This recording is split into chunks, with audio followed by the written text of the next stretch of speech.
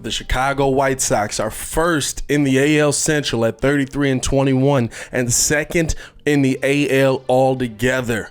But the question on the table today, are the Chicago White Sox legit World Series contenders? Let's talk about it starting now. And if you are new to the channel, please like the video. Please subscribe to the page because we do talk Chicago sports weekly. We don't want you to miss a thing, so make sure that you hit that bell. And as always, we want to give a shout out to our sponsor on this show, Stolen Spirits. They're the people that provide us with this stolen rock and rye, an aged American rye whiskey that is made with raw honey and orange peel, the official alcoholic drink of the Windy City Breeze. You guys see us drink it on the show all the time. Make sure to check the links in the description below to find out where you can get your own bottle and where you can get some of the stolen merch. Now, the Chicago White Sox, like I said, standing alone in first place in the AL Central and second in the American League altogether. But we've seen these teams be built before, right? A lot of firepower, a lot of this, a lot of that in the beginning of the season. But are they legit World Series contenders? And I think there's a couple things you have to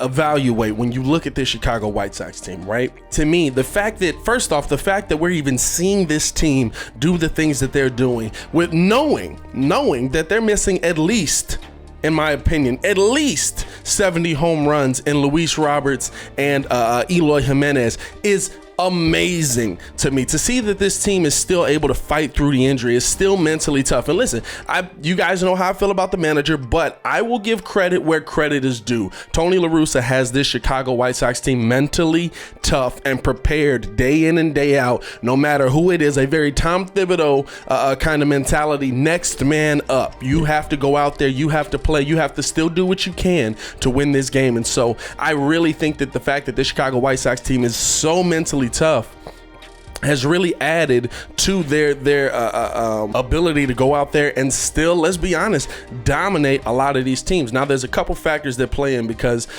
I think when we look at the runs differential, like the runs scored, can this team hit it? Absolutely. There's some thumpers on this team. But the thing that about the Chicago White Sox that really is doing it for me is they're not only a team that can put up 10 to 15 runs a game, which you can always see that, but they're also a team that is keeping teams from scoring a lot of runs, and so it's keeping them in a position to where they can have that game where, okay, we weren't really putting it together today. You hate to see it, but we managed to eke across 4 runs.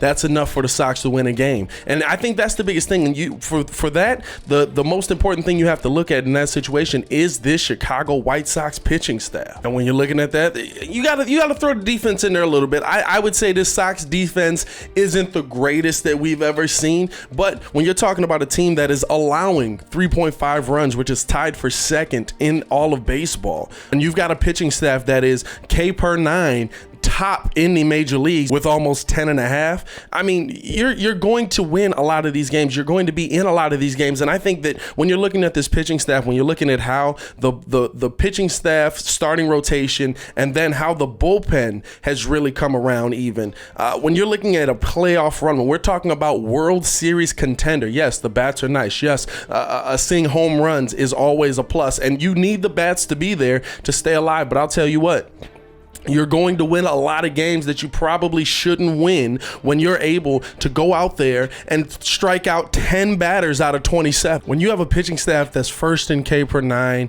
second in runs allowed, top 5 in ERA, that's when you start to look at, okay, even if our guys aren't hitting, we're still contenders in this thing. And I think that this pitching staff alone is really doing a good chunk of heavy lifting for the Sox. Not to say that the offense isn't there, but we've seen there's a lot of runners left in scoring position. There's a lot of games where the Sox are only able to get across a couple runs, and that also speaks to who they're playing against, what's going on in that. But we're looking at this offense and we're saying, okay, you should be able to get these runs, and but sometimes you can't.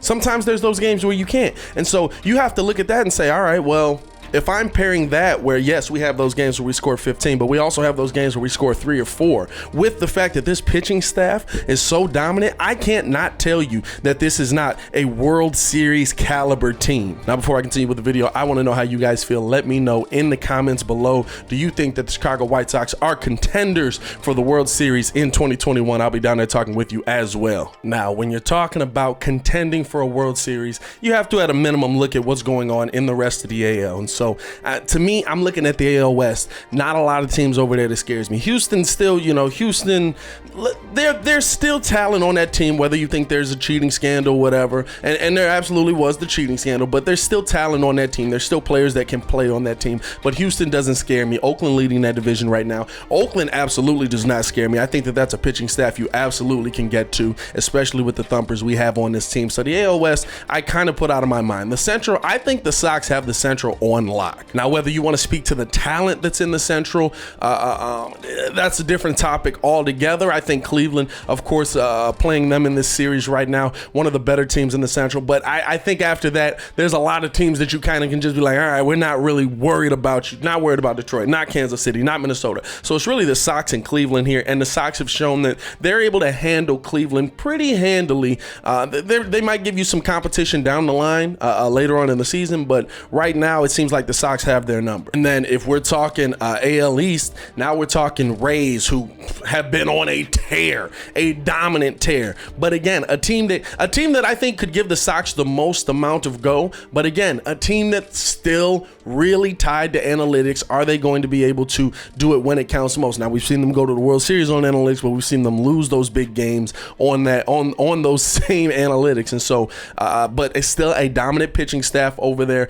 And so if I'm worried about anybody, maybe the Tampa Bay Rays are the team that worries me the most. The Boston Red Sox, I think the Sox have enough firepower in this lineup. And I think the fact that the Sox are able to miss so many bats, it really negates what Boston wants to do. And I'll even throw the Yankees in there because the Sox struggled with them. I think if you really go back and watch that White Sox series versus the Yankees, where the Sox, they got swept. When you look at that series versus the Yankees, okay, Sox got swept. But what you don't realize if you're not looking close enough is they figured out Aroldis Chapman. They started to figure out that Yankees pitching staff, other than one great game from Garrett Cole. I mean, that man, what you gonna do? What you gonna do? But if we're talking in a series of 7 where you're going up against the Yankees, that's not a team that strikes fear in my heart, because the Sox, I think as you watch that team continue, as you watch that game or that series go on, you saw the White Sox slowly but surely starting to figure out what the Yankees were trying to do, how they were going to be able to beat them. We saw 2 of those games go into extra innings and really just end up getting blown away.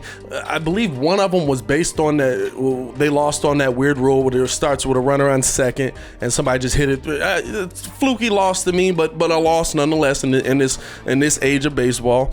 And then the next one, you didn't get your greatest stuff out of Liam Hendricks, and it's tough to see. You hate to see it, but I think that the Chicago White Sox pretty much figured that team out, and so and right now they're not as big of a threat in the race as Boston and Tampa are. So, but I throw them in there because they're the Yankees, really, because forget the Yankees, you know what I'm saying? And so if I'm looking how the White Sox stack up against the rest of the AL, it's not bad. It's actually very good. It's actually, I would say that maybe Tampa Bay gives us the best go based on their pitching staff and what they're doing over there, but you've still got to be able to get hits off of our pitching staff as well. And if I'm putting our hitters up against you guys, I'm taking the Sox. I just am. So I really believe that Chicago White Sox can be contenders in 2021 for a World Series championship. Now, in another video, maybe we'll break down how they do against the NL. Y'all stay around for that. We appreciate y'all for tuning in. As always, I want to know how you guys feel. Let me know